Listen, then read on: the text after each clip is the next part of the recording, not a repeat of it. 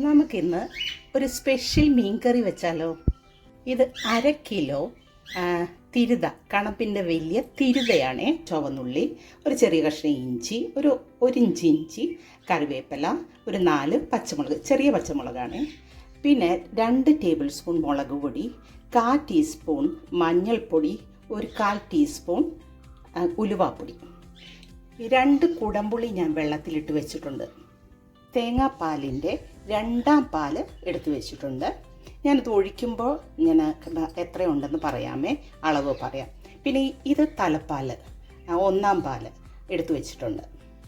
ഇത്രയാണ് നമുക്ക് കറിക്ക് വേണ്ടിയുള്ള കൂട്ട്. ചുവന്നുള്ളി ഞാൻ അരിഞ്ഞു വെച്ചിട്ടുണ്ട് കേട്ടോ. 5 എണ്ണം, വലിയ ചുവന്നുള്ളി ആയതുകൊണ്ട് 5 എണ്ണമേ എടുത്തുള്ളൂ. പിന്നെ പച്ചമുളക് കീറി വെച്ചു. ഇഞ്ചി 1 ഇഞ്ച്, നല്ല വിത്തുള്ള ഇഞ്ചായിരുന്നു, അതുകൊണ്ട് 1 ഇഞ്ച് നീളത്തിൽ അരി വെച്ചു. ആവശ്യത്തിനുള്ള വെളിച്ചെണ്ണ ഒഴിക്കുക. നമ്മളിതിട്ട് കൊടുക്കുക കേട്ടോ. പിന്നെ കടുകൊന്നും പൊട്ടിക്കത്തില്ല, ജസ്റ്റ് ഇതെല്ലാം വഴറ്റുക.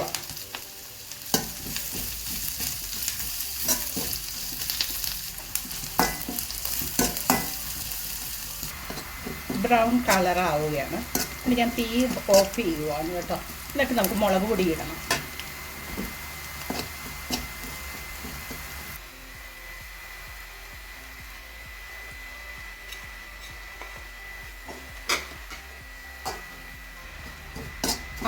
ഓഫ് ചെയ്ത് കഴിഞ്ഞിട്ട് ആ പാനിൻ്റെ ചൂടിൽ തന്നെ, ചീനച്ചട്ടിയുടെ ചൂടിൽ തന്നെ ആ മുളകൊന്നും ഒഴിഞ്ഞാൽ മതി. ഇനി നമ്മൾ 2ാം പാൽ ഒഴിക്കുക. ഞാൻ ആ ചട്ടിക്കകത്ത് 2ാം പാൽ 2 ഗ്ലാസ് ഉണ്ട്, 2 കപ്പ്, 250ൻ്റെ 2 കപ്പ് ഉണ്ടായിരുന്നേ. ചട്ടിയിലൊഴിച്ചു. ഞാൻ സ്റ്റൗ ഓൺ ചെയ്യാൻ പോവാം. നമ്മൾ ആ പുളി വെള്ളത്തിലിട്ടായിരുന്നല്ലോ, അതിൻ്റെ പുളി മാത്രം ഒന്ന് ഒഴിച്ചു കൊടുക്കുക കേട്ടോ. പുളി വേണമെങ്കിൽ പിന്നീട് ഉപ്പിടുന്നു.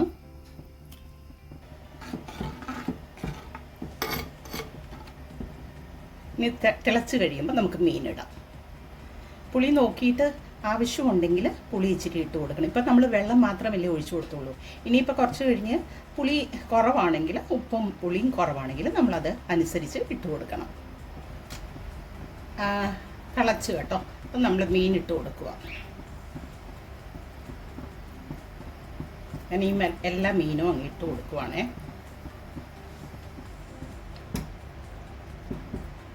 മീൻ മൊത്തം എല്ലാം ഇട്ട് ഇനി ഇത് തിളച്ച് കഴിയുമ്പോൾ അടച്ച് വെച്ച് വേവിക്കണം.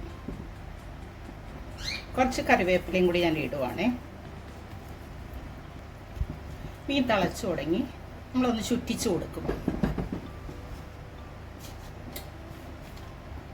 ഞാനിത് അടച്ച് വെക്കുവാണേ. എന്നിട്ട് തീ താത്തി വെക്കുക.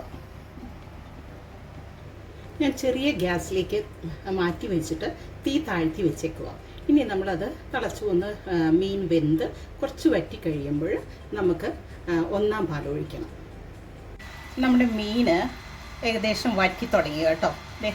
ഈ കൺസിസ്റ്റൻസിയാണ് നമ്മുടെ മീൻ വറ്റി. ഞാൻ ഒരു ചെറിയ കഷ്ണം പുളി ഇട്ട് കൊടുത്തായിരുന്നു, കുറച്ച് ഉപ്പും കൂടി ഇട്ട് കൊടുത്തായിരുന്നു. നമ്മൾ ആവശ്യം നോക്കിയിട്ട് ഇട്ട് കൊടുക്കും. ഒരു ചെറിയ കഷ്ണം ഇട്ട് കൊടുത്തോളൂ. അപ്പം ഇതാണ് കൺസിസ്റ്റൻസി.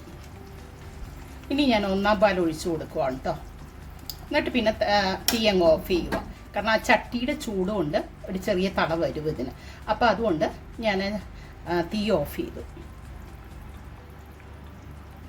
ചട്ടി ഞാൻ അപ്പുറത്തെ സ്റ്റൗവിലേക്ക് മാറ്റി വെച്ചു. അത് കഴിഞ്ഞ് പാൻ അടുപ്പത്ത് വെച്ചിട്ട് കുറച്ച് പേരിന് വെളിച്ചെണ്ണ ഒഴിച്ചു.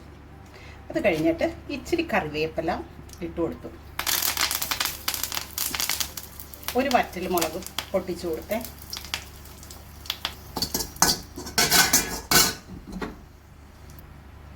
അതിലോട്ട് ഞാൻ ഇട്ട് കൊടുക്കുക.